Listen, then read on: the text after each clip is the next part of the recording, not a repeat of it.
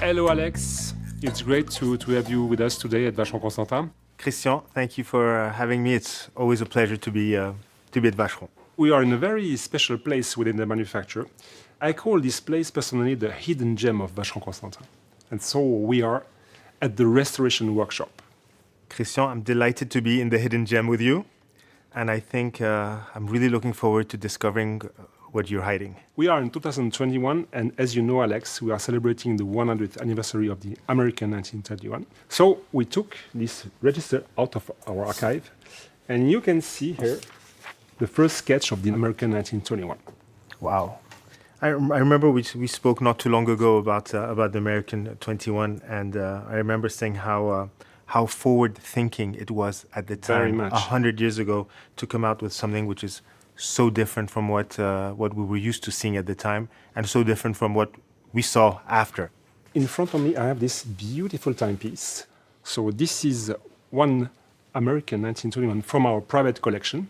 And we thought about creating a very unique project. So, let's have a look. Wow. Okay. It's definitely an American 1921. It is. But it's more than 1921. Take your time. I'm intrigued.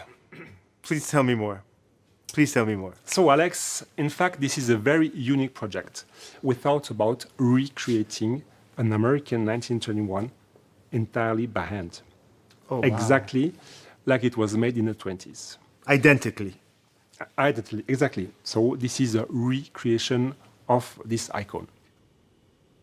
So basically what you did is you studied the past to create this today's watch. Exactly. But did you use modern techniques or the original techniques? We have used modern techniques exclusively to cut plate and bridges. And all the rest has been done 100% by hand. Wow. So drilling the holes, Yes. polishing, brushing, polishing the teeth of the gears, the wheels. We have a very nice example. So we have this machine here, which is from the beginning of the 20th century, which is used to round up teeth typically. On top of that, our master watchmaker had also to recreate some tools or to use tools from the beginning of the 20th century. It kind of looked like lathe or staking tools or drilling tools, for example. For them, it was an incredible challenge because, as you know, Alex, when we talk about watches from 100 years from now, there are many things which have been kind of lost in terms of know-how. And I'm thinking particularly about when it's about movement finishing. So our watchmakers in the restoration workshop, they made a kind of archaeology. And they had to reinvent or rediscover how to, for example, set the jewels exactly like it was 100 years ago. It would seem logical that they had to relearn or to actually learn methods that they didn't know about because that's not what they learn in watchmaking school and not the way they work. And they had to put themselves in the shoes of a Vacheron Constantin watchmaker from 1920. Yes, and by great chance, we had all the components, meaning pinions, gear, wheels, and look at these rubies. They are coming from 1 century ago. And these are the kind of rubies our watchmakers have to set on the movement. So an endless list of challenges. And I was talking with my colleagues here the other day, and they were talking to me, at the beginning, we were not sure at all to be able to succeed with this recreation, but they did it.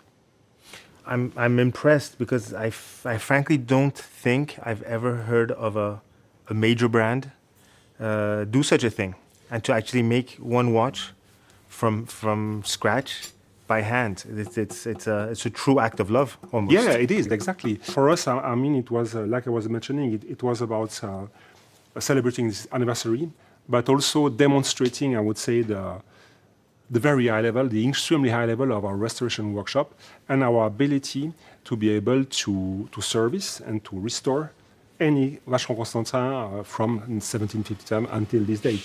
On top of that, I would say also it was very much a human adventure because it was a joint work between heritage department and the restoration department. And it was an adventure as well. I think it's incredible. And I'm also impressed by how faithful it is to the original model. Yes. Nevertheless, it looks different. There is an element of contemporary to it. Maybe is it the heft, the feel. It's not just a pure recreation, but it is more than a homage as well. Yeah, it's true. I think that the feeling that we have that this is a vintage, however modern, is the fact that it's brand new and unused. Yeah. I mean, this is maybe this reason. And Alex, I would like also to talk also to you about how we made the case as well. As you can imagine, the yellow gold case has been entirely made in this workshop here by our colleagues. And, polished by hand, made on vintage machines, lugs soldered by hand. Yeah, definitely. There's one thing I was very impressed about, and now that you're talking about the case, is the engraving on the case back. It looks as if it's hand engraved. It looks like, because it is. We didn't use any modern solution for the engraving of the bridges or the case back, so it was made also by hand by our colleagues of the Métier d'Art workshop. So, another example of how to be faithful to the great tradition. And you really see the difference between hand engraving and machine engraving, and hand engraving is definitely not 1 but 10 notches above. Yeah, absolutely. To talk about the dial, so we have, of course, a grand feu enamel dial in 2 parts. So the small seconds is another small enamel dial.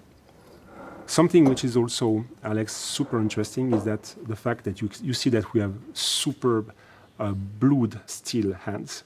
And guess what? They are coming from 1920 and they were not yet blued.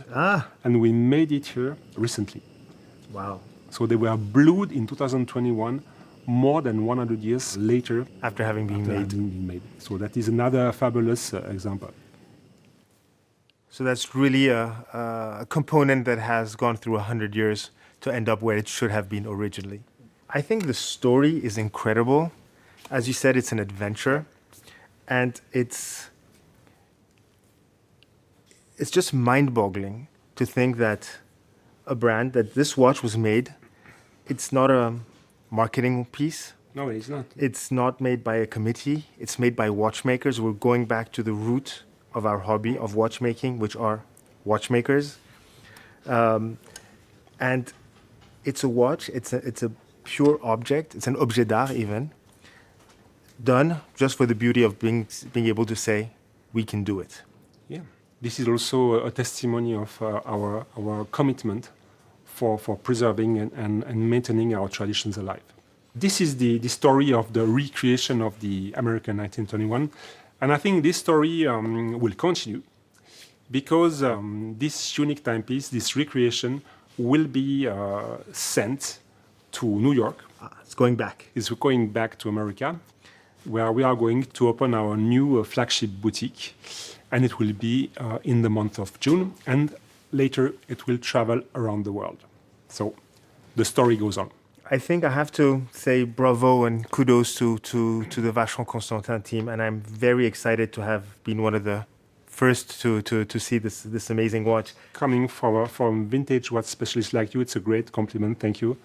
I would like to say on my side, very basically, I was just blown away by this timepiece. I mean, it's more than a watch. I mean, it's also very wearable. Yeah. We're talking about it as if it's just a piece of art, which it is. But it's also a superbly elegant watch. It's refined, it's sophisticated. It's a gentleman's watch. It truly is a work of art. Thank you very much. It was a great pleasure to have you with us today, and I'm really happy that you have appreciated this creation. It was a pleasure. Thank you, Christian. Thanks.